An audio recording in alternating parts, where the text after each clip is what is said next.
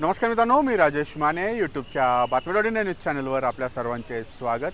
मित्रांनो, एम्प्रेस गार्डनमध्ये जे फुलांचं प्रदर्शन आहे हे फुलांचं प्रदर्शन आजपासून सुरू झालेलं आहे।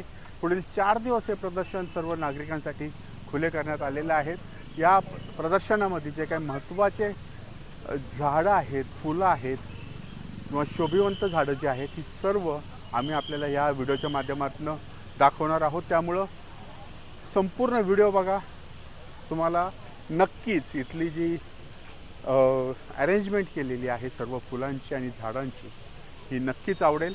आणि येत्या 3-4 दिवसांमध्ये ह्या एक्झिबिशनला नक्की भेट द्या। धन्यवाद।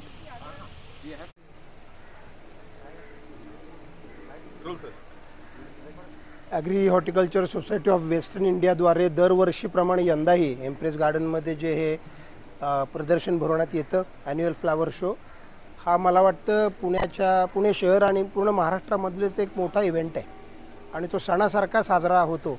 आणि आज जर बघितलं आपण तर उद्घाटनापूर्वीच प्रचंड गर्दी आतमध्ये येण्यासाठी लोकांची होती।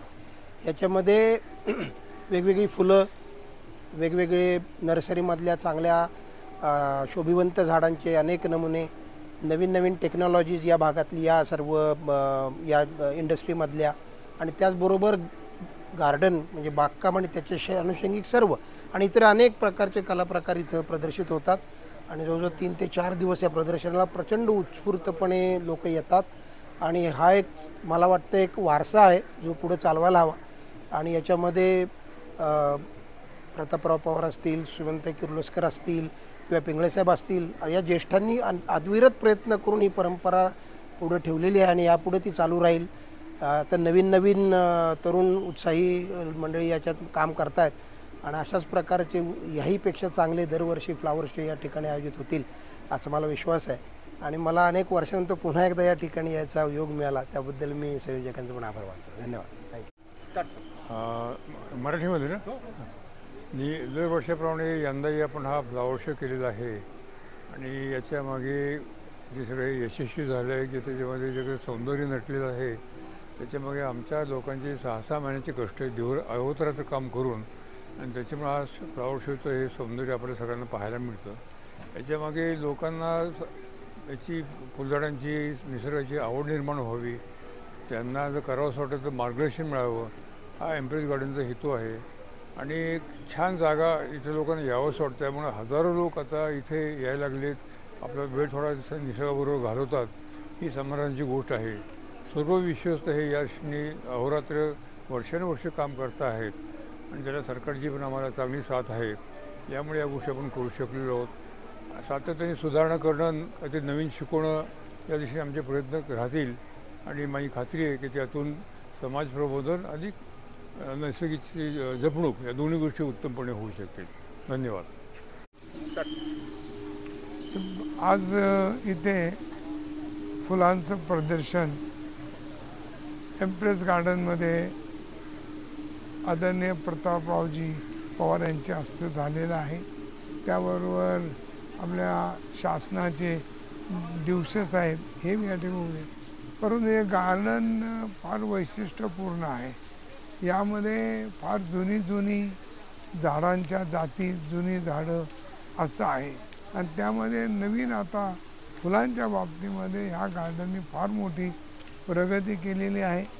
पुणे शहराला पूर्वी फुलांचं शहर म्हणायची एक काळ वेळ आला होता आणि त्यामध्ये एम्प्रेस गार्डनचा भाग होता। एवढं मोठं गार्डन या कमिटीने, त्यात सुरेशरावजी पिंगळे असेल, सुमनताई किर्लोस्कर असेल, प्रतापरावजी असेल, या सगळ्या लोकांनी हे जपून ठेवलं। हे पुण्याचं वैभवाचं सुंदर अशी ही गार्डनची वास्तू आहे आणि खऱ्या अर्थाने ही वास्तू अशीच चांगली राहावी। आणि खऱ्या अर्थात अनेक वर्षापूर्वी गुलाबाचे प्रदर्शन म्हणजे लोक आदरणीय कैलासराव जयंतरावजी टिळकर यांनी फुलांच्या प्रदर्शनाची पुण्यात सुरुवात केली आणि ते एम्प्रेस गार्डन त्यामध्ये एक महत्त्वाचं होतं। असं हे एम्प्रेस गार्डन यामुळे पुण्याच्या नागरिकांना अनेक फुलांच्या आवडी होतील।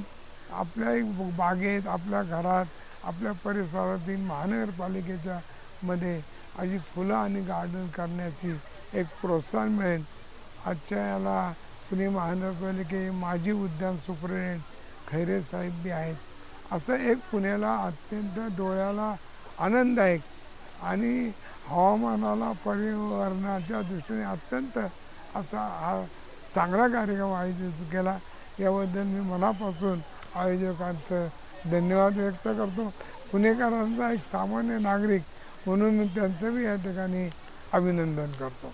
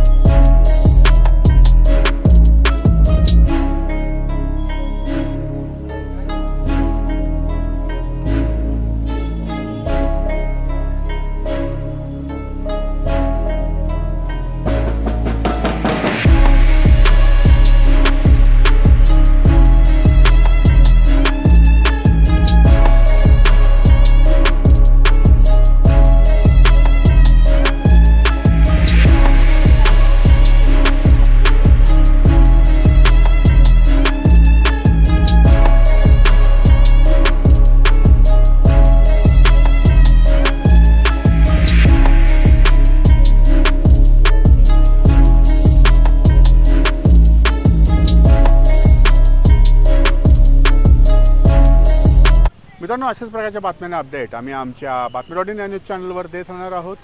आमचं बातमी.इन हे न्यूज चॅनल सबस्क्राईब करा, लाईक करा आणि शेअर करा. धन्यवाद.